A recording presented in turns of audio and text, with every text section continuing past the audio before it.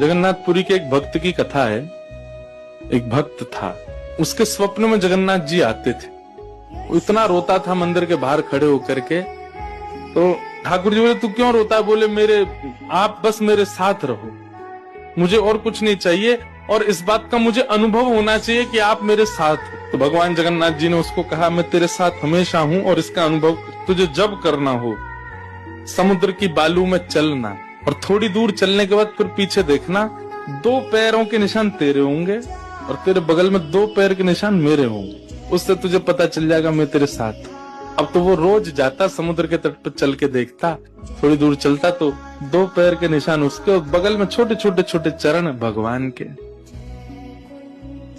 इतना प्रसन्न रहता था। लेकिन ये उसके घर में कोई घटना घटी, माता जी का देहावसन हो गया, बहुत कष्ट में आ गया, इतना पीड़ा में आ गया, रोने लगा, बिलखने लगा। अपनी माँ के जाने के भाव से तुरंत दौड़ करके गया। बोले, मैं मन को शांत करने का एक ही तरीका, पता चले जगन्नाथ जी मेरे साथ।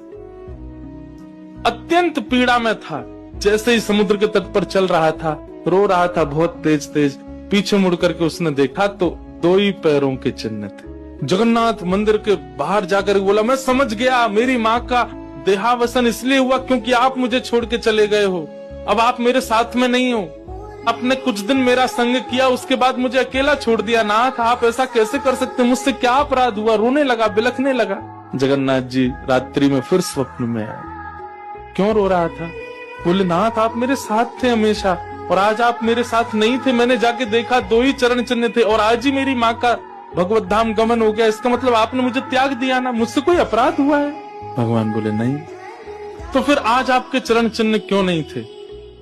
भगवान बोले, कल तक मेरे चरण चिन्ह थे क्योंकि तू भी चल रहा था और मैं भी चल रहा था, परंतु आज तू पीड़ा में आ गया तो तुझे गोद में लेके